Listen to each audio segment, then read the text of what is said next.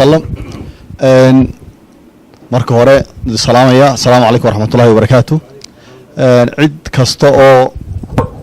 ciddii fikirka lahayd iyo ciddii ka caawisay iyo cid kastoo input ku dartay hawshan aynu u fadhino oo aada u qiimo badanna iyagana waan u mahadnaqaya waxaan ku horeynayaa runtii arrintii ugu dambeeyaan ka soo gaadhay professor mubaarak ibraahin aaru sharaxayey ee ahayd dhallinyarada in lagu tartansiiyey inay soo bandhigaan mashruuc ganacsi oo ay ku qancin karaan maalgashaday aada iyo aad baan runtii arrintaa u soo dhaweynayaa dadka sida joogtada u daawaday ula socda baan ahay arrin aada loogu baahan yahay weeye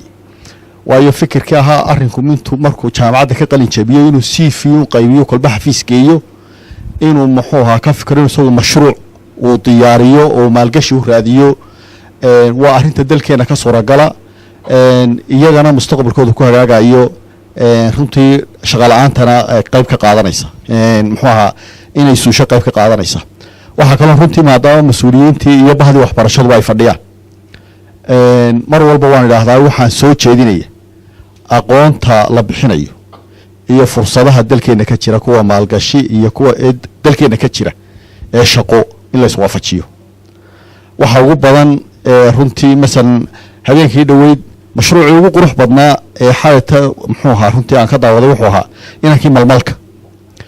haddana waa fakalka ugu yar ee ardayda ugu yar ay dalka ka barato waxyaabaha runtii muxuu ahaa aada muxuu ahaa ifsaska loo saaro jaamacadaha runtii waxaan odhanayaa in aada iyo aada maaragtay inay muxuu ahaa culayska ugu saaraan facultieska opportunityga iyo muxuu ahaa waxyaabaha aynu leenahay sida xoolaha beeraha waxyaabahaasoo kale in culayska la saaro la baro waayo ardaydii iyo waxaanu leenahayba isma yaqaanaan sidaa awadeed kama fikiri karaan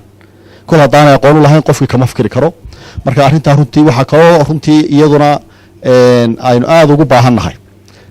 shaqada dalkeena imaka ka furan waxa weeyaan technicians dalkeena ma jiro technicians skillida dalalkuna inagoo inala midina waxaa horumariya shaqaalaha technicianska farsamo yaqaano dalkeenu waxaan kasoo jeedan shirkada daryeel construction haddii 100 ay arday soo baxay waanu shaqaalaysiin karaa laakiin ma qaadan karo 4 arday oo ka soo baxay muxuu ahaa admin and finance ma qaadan karo meel uma hayno xafiiska 4 nin baa ka shaqeeyay ku weli shaqeynaa laakiin shaqadaas muxuu ahaa man powerka laga shaqeynayo farsamadu waa shaqo furan horta ardaydu iyaga samaysan kara shirkadooda daryeel kale samaysan karaan hadday shaqada soo bartaan daryeel kale ay samaysan karaan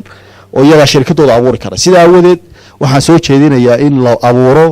macaahidda farsamada gacanta oo ay soo baxaan xifrad yaqaano iminka dalkeena dibadda looga soo shaqa bengaali baa jooga hindi baa jooga yemani baa jooga masri baa jooga ethoobiyan baa jooga fursadda yarkeen fursadda shaqeed dalkeena ka jirtaana waa taa markii inagu aynu baran weynay macaahid laga soo baxo oo ay dadku wax ku soo bartaana la samayn waayey fursaddina muuqatay dibadda looga soo shaqatay kumanaan kun oo qof oo shaqaalo maxaa xirfad yaqaano adduunyada ka yimi oo shaqada garanaya ayaa ka faa'iido iminka lacag ka dira oo muxuu ahaa fursad ka sameeya arrinta aad iyo aad baan hoosta uga xariiqaya baahida koowaad ee dalkeena taliyaalka ka fadhidaana waa taas labadii qodob ee maalintii dhoweed laga hadlayay runtii haddii aan runtii sii dul taago annagu ganacsata ahaan arrinta koowaad ee muxuu ahaa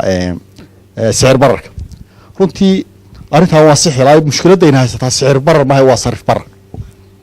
waxaanay leedahay waayo alaab badeecaddu ma kicin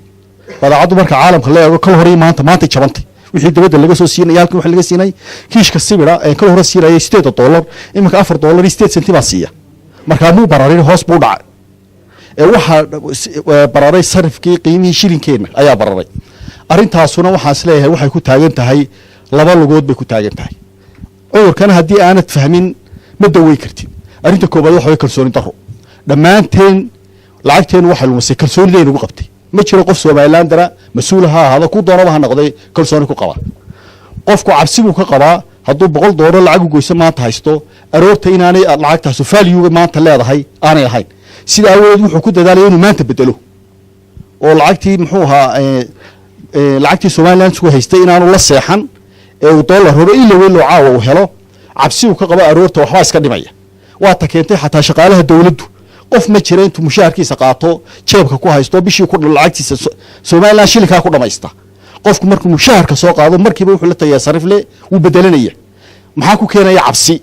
lacagtani value-gi iyo muxuu ahaa purchasing power-keedii inay lumiso sida awood wuxuu isku dayay lacagtii inuu ku haysto dollarnimo lacagta arrintaas hadaba halkee ka timi taariikh bay lahayd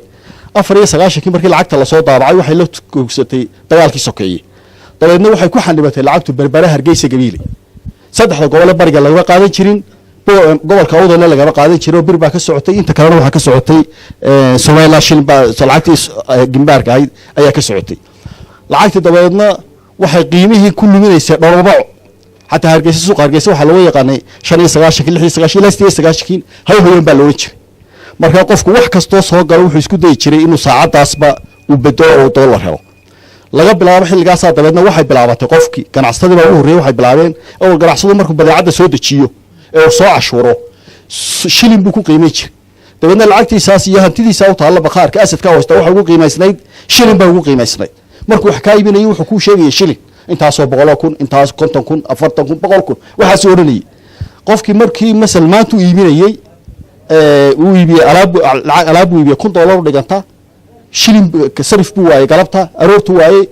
saa dambe lacagtii uu faa'iidada qabay laga yaabo 40% inay u saarayd saa dambe khasaaro ku jiray dabeedna markaasay bilaabatay inay joojiyaan ganacsatadii inay wax ku iibiyaan shilin oo lacagtii muxuu ahaa badeecadoodii dollarkii ku baaqi yeelaan dollarkiina ku baayacaan sida aawadeed arrintaa kalsooni darradaas waxay abuurtay dimaankii dollarku boqolkiiba boqol bay muxuu ahaa 200 bay kordhisay oo mesela haddii ay 10 qof u baahnaayeen dhammaanteen maanta waxaanu u baahannahay inaynu dollar haysano caawa jeebka dollar u sayno dabeedna arrintaas kalsooni darradaas arrinta xal u baahan waxa weeyaan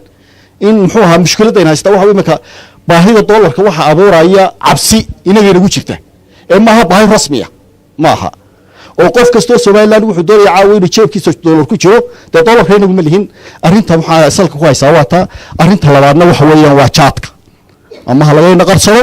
ama loo bareero habeen walba waxaynu doonaynaa 1.7 milyan dollar inaynu xuduudda ka saaro jaad ku soo iibsano labada mushkilada arrinteenu saarantay waa halkaas haddaan loo bareeno labada xal loo helina waxaynu sameeynaa mulkiidku baa la dhayaa aniga fikirkayga waa ka salaamu calaykum waraxmatullaahi wabarakaatuh